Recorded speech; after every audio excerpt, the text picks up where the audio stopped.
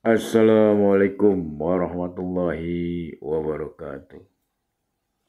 Ta'awna naskurullah alladhi haraka kulubana wa haraka ukulana hatta namnahal quwata lil qiyam bihadal hadas. Let us thank the Almighty who has turned our heart, moved our mind, so that we were given the power to perform this event.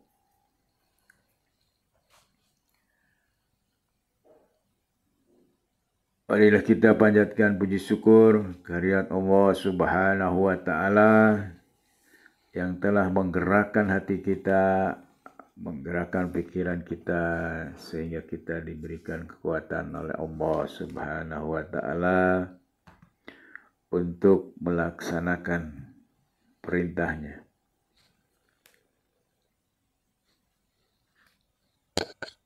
Hayo orang sasarangan, puji syukur ka Gusti Nu Maha Suci anu parantos ngagerakeun pikiran orang, anu parantos ngagerakeun hati orang, kalayan kitu orang dipaparingan kekuatan untuk melaksanakan dauhnya. Pada hari ini kita berbicara tentang negara, ya. Mengapa ada negara, ya. Di konon kabarnya menurut Profesor Didin, Putra Sidin, ya. Saya salut tuh, luar biasa. Munculnya suatu negara atau berdirinya suatu negara, konon kabarnya. Jadi sebelum ada negara itu kekacauan hukum rimba yang terjadi, ya. Itu hukum rimba yang terjadi. Ya, siapa yang kuat, ya dia yang bisa bertahan hidup. Ya. Gak ada aturan tuh. Kalau ribut ya ribut, ya itu. Maka pada kondisi yang tenang, kompromi itu beberapa suku yang waktu itu ada, ya, kompromi, lalu bikinlah yang dinamakan dengan negara. Dengan aturan-aturan yang sangat sederhana, ya, lalu berkembang terus sehingga ya seperti sekarang ini, ya. Itu salah satu versinya banyak, ya. Ini salah satunya mengapa ada negara. Oke, jadi negara itu harus ada rakyatnya, ada pemerintahan, ada wilayahnya, dan ada pengakuan dari negara lain. Kita bicara tentang negara, tentang cita-cita negara Indonesia, tentang tujuan negara, dan bagaimana pencapaian tujuan negara itu. Saya ingin mengawali pembicaraan kita itu dari hasil kajian, mungkin oleh timnya, ya, Presiden kita Prabowo terhadap kekhalifahan Turki Utsmani yang bertahan selama 600 tahun, ya. 6 abad berarti. Apa rahasianya? Nah, itu. Rahasianya adalah negara tidak akan ada jika tidak ada tentara yang kuat. Nah, itu, ya. Tentara yang kuat tidak ada negara yang tentara yang kuat tanpa uang. Tidak ada uang tanpa kemakmuran. Tidak ada kemakmuran tanpa rakyat yang bahagia dan sejahtera. Tidak ada rakyat yang bahagia dan sejahtera tanpa pemerintahan yang bersih dan adil. Jadi ini harusnya berujung pada pertanyaan, bagaimana membangun sebuah pemerintah yang bersih dan adil. Bersih itu bebas dari KKN, dan adil itu mampu menegakkan kebenaran.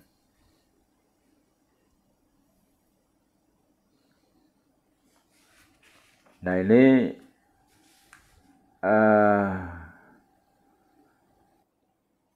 Turki Utsmani ya. Itu namanya Bapak. Kalau di Indonesia sih Soekarno-nya lah. Namanya Mustafa Kemal Ataturk. Nah, itu. Jadi Mustafa Kemal itu seorang Yahudi ya. Konon adalah puncak berdirinya negara Turki itu tadinya kekhalifahan ibu kota Osman ya, Turki Utsmani itu sebagai usaha terakhir dari kelompok Yahudi yang menyogok ya khilafah Utsman itu untuk bisa berdiri sendiri itu negara Israel. Jadi pergolakan Israel itu ya dari dulu ya. Dan itu kalau dirujukkan keturunan Bani Israel. Jadi nyogok dengan emas bertonton, konon kabarnya kajian dari mana Tempo kalau salah ya. Tidak berhasil, akhirnya membuat namanya Brutus. Ya. Brutus itu adalah orang yang menusuk dari dalam. Ya. Mustafa Kemal itu disusupi ya dari dalam seperti Musa dengan Fir'aun itu. Lama-lama karena disogok tidak mau yaitu memerdekakan sendiri ya Turki, lalu khalifahnya itu diusir ya. Oh, sedih sekali itu ceritanya. Naik kereta ke negara luar dari Turki. Tidak berdaya seorang khalifah yang begitu gagah berkuasa pada waktunya. Makanya Allah berfirman di dalam surat Ali Imran 140 kalau salah bahwa kekuasaan itu dipergilirkan. Ya itu. Turki Mustafa Kemal Ataturk. Konon kabarnya itu makamnya bau sekali sampai sekarang itu karena dosa-dosa besar yang dilakukan oleh Mustafa Kemal. Jadi di satu pihak sebagai pahlawan dianggapnya, di satu pihak adalah sebagai orang yang menghancurkan Islam itu. Mustafa Kemal Ataturk. Ya. Dihabisi semua tuh. Sampai tersisa itu yang sekarang jadi presiden ya dari sebuah madrasah.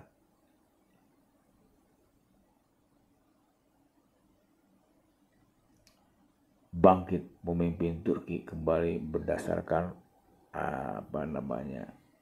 nilai-nilai Islam yang dibangun tanpa Islam simbolik ya, Islam hakikat. Jadi kalau kita melihat ke tipologi pemikiran Islam, yang pertama adalah tokoh-tokohnya berpendapat bahwa kita sebagai umat Islam itu harus mendirikan negara Islam ya, kekhalifahan. Itu tokohnya di antaranya dari Afghanistan itu ya. Lupa saya yang mengarang buku kerajaan atau khilafah. Nah itu dasarnya ayat suci yang intinya adalah telah kesempurnakan agamamu. Al-Maidah ayat berapa itu. Nah itu ya. Jadi tipologi yang pertama itu bahwa sebagai umat Islam harus mendirikan negara Islam.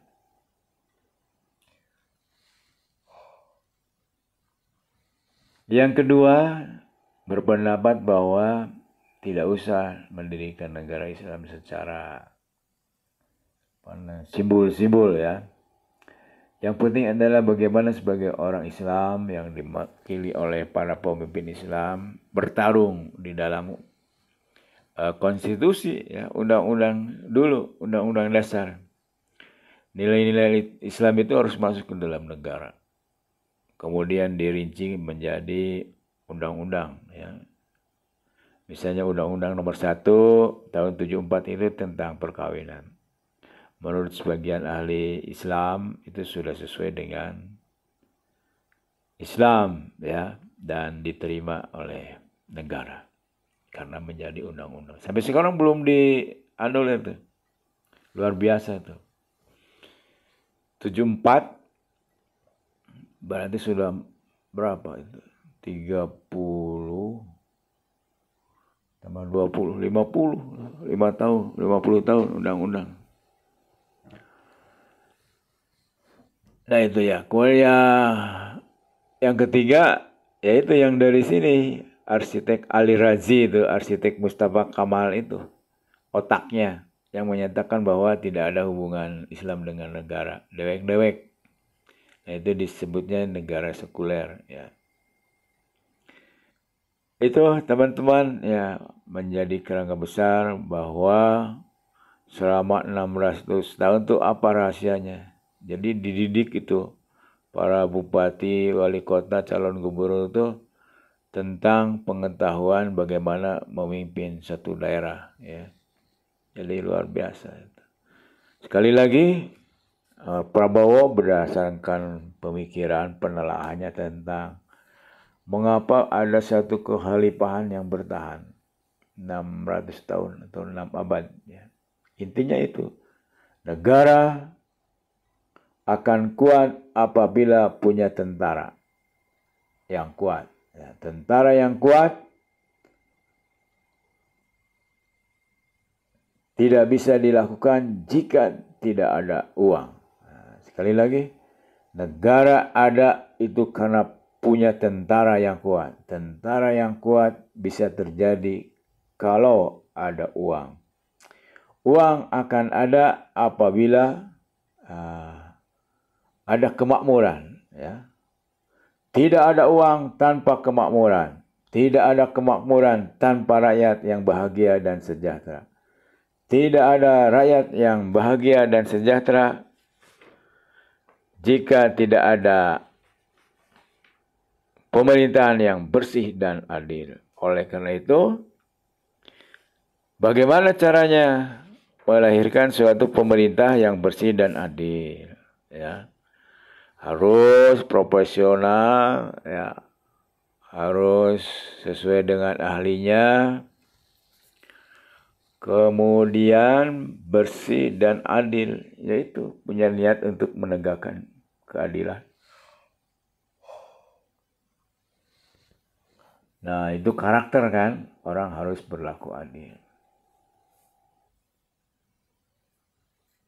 Nah, kembali kepada Indonesia di dalam Undang-Undang Dasar 45, tepatnya di dalam pembukaan, ya, pembukaan Undang-Undang Dasar 45 itu, cita-cita negara adalah suatu negara, cita-cita negara Indonesia adalah sebuah negara yang merdeka, bersatu, berdaulat, adil dan makmur. Ya. Merdeka, bersatu, berdaulat, adil dan makmur. Maka kita memahami daripada cita-cita negara, kita harus paham tentang kata per kata. What is the meaning of merdeka? Freedom. Ya. Merdeka adalah bebas dari penghambaan dan penjajahan. Jadi bebas menentukan sendiri negara mau kemana, seperti apa wujudnya. Nah, itu namanya merdeka. Ya. Bebas dari penghambaan, ini menurut Kamus Besar Bahasa Indonesia. Kemudian bebas dari penjajahan. Ya, hakikat penjajahan itu kan sebetulnya orang yang kuat akan diikuti oleh yang lemah. Ya. Orang yang lemah pasti ikut yang kuat. Karena kalau nggak ikut ya habis, dilibas. Kemudian bersatu, ya bersatu berkumpul menjadi satu, ya satu apa? Satu tujuan, ya satu jalan, atau mungkin jalannya berbeda.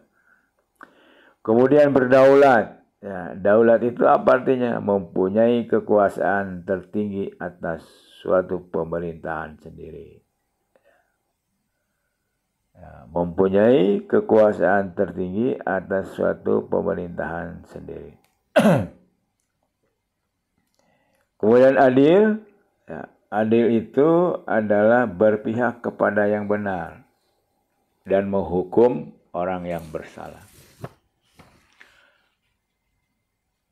Kemudian makmur, ya. Tadi kan ada 5 tuh, merdeka, bersatu, berdaulat, adil, dan makmur. Nah, makmur itu serba kecukupan. Kalau kita lihat teori kebutuhan Abraham Maslow itu ada 5 tingkatan. Yang saya ingatkan kembali. Yang pertama, pada dasarnya manusia itu berusaha untuk memenuhi kebutuhan yang paling dasarnya. Apa itu? Ya, biological need, ya, sandang, pangan, papan, dan seks. Setelah kebutuhan yang paling mendasar itu dipenuhi, maka dia akan mengejar memenuhi kebutuhan level yang kedua, yaitu rasa aman. Rasa aman di pekerjaan, rasa aman di perjalanan, rasa aman di sekolah, ya, di rumah, dan sebagainya. Nah, ketika itu sudah terpenuhi, maka dia akan mengejar yang lebih tinggi lagi, yaitu social need. Ya. Kebutuhan sosial. Apa maksudnya? Keberadaan dirinya diakui oleh masyarakat, oleh lingkungan sekitar di mana dia beraktivitas. Di sekolah, di pekerjaan, dan sebagainya. Orang mengakui bahwa itu ada, ya. Jangan sampai ada peribahasa, ya, masuk tidak menggenapkan, ganjil tidak ada, tidak menggajikan atau apa. Ya, tidak punya peran apa-apalah, tidak diakui perannya. Itu ya. Kemudian kalau dia sudah terpenuhi, tingkat yang ketiga, keempat, namanya prestise, esteem. Prestise itu adalah suatu simbol-simbol status sosial, kemewahan atau kecukupan. Kalau kita di kantor itu semakin tinggi suatu jabatan, maka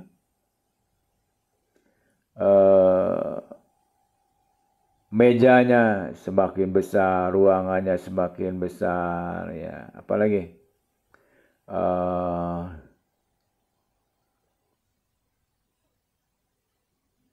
mobilnya kalau punya inventaris semakin bagus, ya. Nabi pun kuda pilihan tuh, karena untuk fasilitas dakwah dan berperang, ya. Kalau kudanya itu waktu itu kuda jelek, ya tidak bagus, ya. Nah itu. Kemudian yang terakhir adalah self actualization, aktualisasi diri, ya. Ini yang paling puncak, sudah terpenuhi 4 tingkat. Nah, yang terakhir itu yang paling tinggi, aktualisasi diri. Dirinya hangat dibicarakan, begitu, ya. Karena memang peran dan manfaatnya kepada orang lain, bukan ingin dipuji. Itu secara otomatis, ya. Itu, ya. Cita-cita negara adalah negara Indonesia, negara yang merdeka, bersatu, berdaulat, adil, dan makmur. Lalu kita bertanya, ya, ada yang tahu nih, apa tujuan negara Indonesia? Ya, kalau tidak ditanya, bertanya silakan. Ya. Tujuan negara yang pertama adalah melindungi segenap bangsa. What is the meaning melindungi? Menurut Kamus Besar Bahasa Indonesia, melindungi adalah menyelamatkan supaya terhindar dari mara bahaya, ya. Jadi harus dilindungi hak-haknya. Kemudian tumpah darah. Nah, tumpah darah itu Kamus Besar Bahasa Indonesia mengartikan sebagai tempat kelahiran, ya. Tumpah darah, ya, itulah darat, laut, ya, tumpah darah, udara, dengan segala halnya. Kemudian, ya, tempat kelahiran, ya. Sejahtera, apa itu sejahtera? Ya. Keadaan sejahtera adalah keamanan, keselamatan, ketentraman, dan, ya, ketentraman, ya. Keadaan sejahtera, keamanan. Nah, kecerdasan. Itu 4 tadi ya. Apa ada bersatu, mana tujuan? Melindungi segenap bangsa Indonesia, melindungi seluruh tumpah darah, ya, kebutuhan memajukan kesejahteraan umum. Kemudian mencerdaskan kehidupan bangsa. Lah kalau kita hari ini ukurannya cerdas itu lulus S1 lah kira-kira begitu. Supaya rada konkret.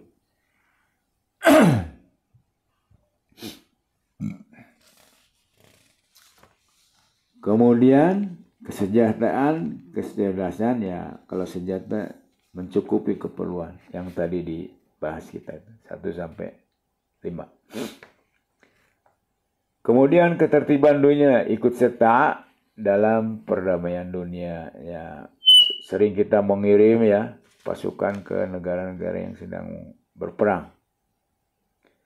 Nah itu tujuan negara. Yang pertama, cita-cita negara.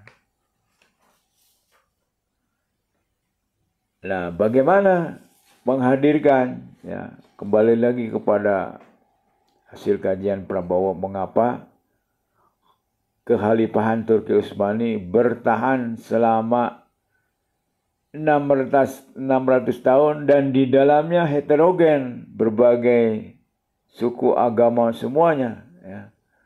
Kemakmuran terjadi, keadilan terjadi, dan kedamaian, kerukunan terjadi. Itu selama 16 tahun. Apa kajiannya, hasilnya? Kesimpulannya adalah negara itu akan ada kalau ada tentara yang kuat. Tentara yang kuat tidak bisa ada tanpa adanya uang. Tidak ada uang tanpa kemakmuran. Tidak ada kemakmuran tanpa rakyat yang bahagia dan sejahtera. Tidak ada rakyat yang bahagia dan sejahtera kalau tidak ada pemerintahan yang bersih dan adil. Nah, bagaimana menghadirkan pemerintah yang bersih dan adil? 2 hal kurang-kurangnya. Ya, sistemnya yang bagus dan rakyatnya yang cerdas juga di dalam memilih. Jadi di suatu negara itu ada 3 kelompok masyarakat. Yang pertama adalah masyarakat logis yang memilih seseorang untuk jabatan legislatif maupun eksekutif itu tidak melihat latar belakang agama, suku, ya, adat istiadat dan sebagainya, tapi melihat rekam jejak, pengalaman hidupnya lah, pengalaman prestasinya, ya, sejauh mana. Salah satu contoh adalah di London, mayoritasnya Kristen tapi yang menjadi wali kota itu orang Islam dari Afghanistan atau dari Pakistan kalau salah. Jadi meskipun Kristen tapi wali kotanya Islam karena orang yang jadi wali kotanya itu ya rekam jejaknya, sejarah perjalanan hidupnya bagus dan prestasi. Kemudian yang kedua, kelompok masyarakat mitos. Jadi ini ditandai dengan pendidikannya rendah, ya. Kemudian ekonominya rendah sehingga mengandalkan hidupnya kepada Ratu Adil, kalau bahasa zaman Bung Karno itu. Sebagai dewa penyelamat bangsa, sebagai dewa penyelamat rakyat. Kemudian yang ketiga, ya itu ya, udah ya. Masyarakat ideologis. Masyarakat ideologis itu memilih pemimpin legislatif karena persamaan ideologi, ya. Bagian jelek juga, yang penting sama ideologi. Demokrasi akan berlangsung baik jika yang dominan adalah masyarakat logis. Sehingga masyarakat logis mampu mengalahkan dengan suara terbanyak, memilih pemimpinnya atau legislatifnya. Nah, perkaranya adalah bagaimana membangun sebuah pemerintah yang bersih dan adil. Maka di sini ya bangsa itu mampu melahirkan orang-orang hebat. Ya. Pada sewaktu-waktu ketika Ali bin Abi Thalib sebagai khalifah, datanglah seorang rakyatnya. Ya khalifah, saya bertanya kok sekarang ini gak keruan ya? Nah, gitu kata umatnya. Ya, pemimpin itu pencerminan daripada rakyatnya. Kalau zaman dulu itu rakyatnya seperti saya, maksudnya Ali bin Abi Thalib. Nah, kalau sekarang rakyatnya seperti Anda, seperti itu. Ya. Menurut penelitian di Amerika Serikat itu bahwa yang jadi pemimpin itu adalah hanya di atas rata-rata ya, manusia di atas rata-rata. Kalau terlalu tinggi tidak bisa diikuti, kalau terlalu rendah ya lemah. Gitu. Nah, itu. Jadi bagaimana kita melahirkan manusia-manusia yang kuat dan bermanfaat. Kepemimpinan itu adalah kemampuan seorang untuk menggerakkan, mempengaruhi, mengarahkan orang lain sehingga orang itu mau mengikuti apa yang kita inginkan. Itu namanya kepemimpinan, leader. Kata Chuck Norris itu seperti kereta api, mampu ya menarik gerbongnya kemana dia pergi. Seperti itu. Ya. Seseorang itu ada ditentukan dan ada dipengaruhi. Siapapun diri kita, mau hidup bahagia, sukses maupun mulia, itu ditentukan oleh dirinya dan Allah Subhanahu wa Ta'ala. Sekali lagi, kita di dalam hidup itu tidak boleh menyalahkan orang lain, karena kita diberi oleh Allah itu hal yang sama, fa'alhamaha fujuraha wa taqwaha. Kecenderungan hati untuk berbuat kejahatan atau berbuat kebaikan, ya, ketakwaan. Inna Allah la yughayyiru ma biqaumin hatta yughayyiru ma bi anfusihim. Sesungguhnya Allah tidak akan merubah nasib suatu kaum atau seseorang jika orang itu tidak merubahnya. Itu ya, surat Ar-Ra'd ayat 11. Kemudian manusia atau seseorang dipengaruhi oleh faktor internal dan faktor eksternal. Apa itu internal? Dipengaruhi oleh satu watak, dua passion, yang ketiga kecerdasan tertinggi. Passion itu kecenderungan hati untuk menyenangi sesuatu. Zuyina linnasi hubus syahawati minan nisa'i wal banina wal qanatiril muqantarati minad dahabi wal fiddati wal khari musawamati wal an'am wal has. Dalika mataul hayati dunya wallahu indahu husnul ma'ab. Dijadikan indah pandangan manusia terhadap 7 perkara. 1. Wanita. 2. Anak. 3. Kuda, harta yang banyak berupa emas, perak, kuda pilihan, binatang ternak, dan sawah ladang. Jadi ada yang senang binatang, ada yang senang sawah ladang, ada yang senang yang 7 hal itu. Wanita, anak, emas, ya, perak. Emas dan perak itu kan uang kalau sekarang. Nah itu ya. Jadi ada yang pengen jadi passionnya dosen, ada politisi, and so on. Ya. Yang kedua watak. Watak itu ada 4 ya. 4 tipe ya. Pragmatis, egoistis, and so on. Kemudian yang ketiga faktor internalnya adalah kecerdasan. Kecerdasan menurut Howard Gordon itu ada 8 jenis dan setiap orang mempunyai ya 8 kecerdasan, tapi ada yang menonjol, misalnya yang satu kinestetik, yang lain menonjolnya linguistik and so on. Ya. Kemudian manusia dipengaruhi oleh faktor eksternal, ya. Ibunya, bapaknya, bacaan dan lingkungan. Nah, bacaan itu untuk sekarang itu lebih kepada pendengaran ya, online. Saya kira itu dipengaruhi oleh 7 hal ditentukan oleh dirinjan Allah Subhanahu wa taala. Oke, terima kasih. Sampai jumpa di lain kesempatan. Assalamualaikum warahmatullahi wabarakatuh.